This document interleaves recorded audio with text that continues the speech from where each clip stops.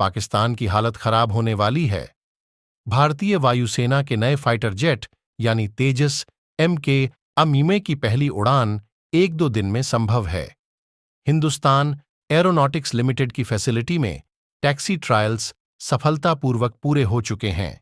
यह fighter jet इसके पुराने वर्जन MK-1 को ताकत प्रदान करेगा।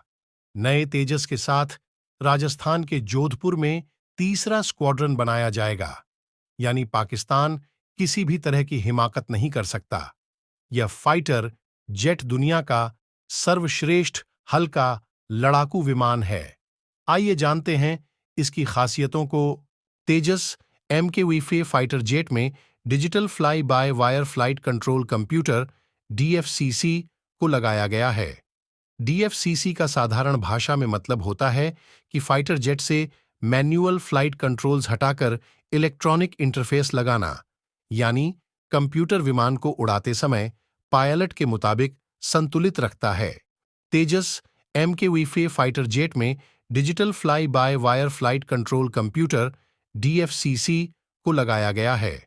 DFCC का साधारण भाषा में मतलब होता है कि फाइटर जेट से मैन्युअल फ्लाइट कंट्रोल्स हटाकर इलेक्ट्रॉनिक इंटरफेस लगाना, यानी कंप्यूटर विमान को उड़ाते समय पायलट के मुताबिक संतुलित रखता है।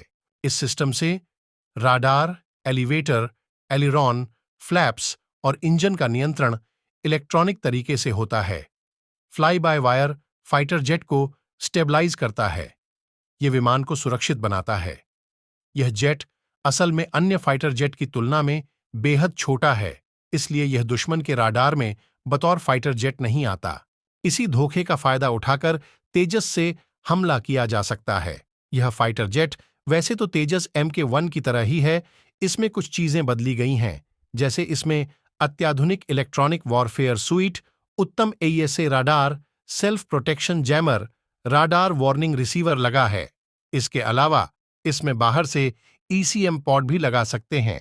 द्वाली 200 किलोमीटर HR की स्पीड, 799 किलोमीटर की कॉम्बैट रेंज मार्क 1 से पिछले वेरिएंट से थोड़ा हल्का है, लेकिन यह आकार में उतना ही बड़ा है, यानी 42.4 फीट की लंबाई, 14.5 फीट की ऊंचाई, अधिकतम 291 किलोमीटर HR की स्पीड से उड़ान भर सकता है।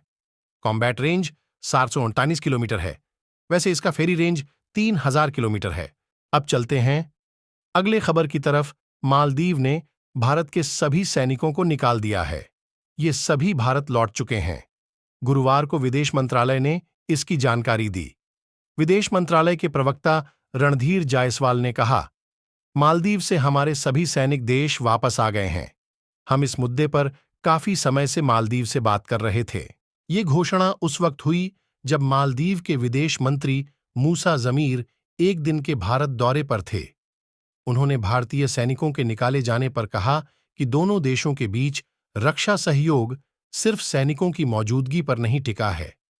भारत के सैनिकों पर जो जिम्मेदारी थी उसे अब सिविलियंस निभाएंगे।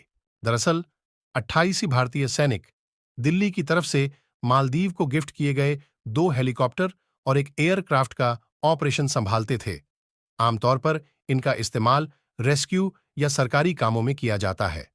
मालदीव को दोनों हेलीकॉप्टर 2010 और 2013 में दिए गए थे, जबकि एयरक्राफ्ट की डिलीवरी 2020 में हुई थी।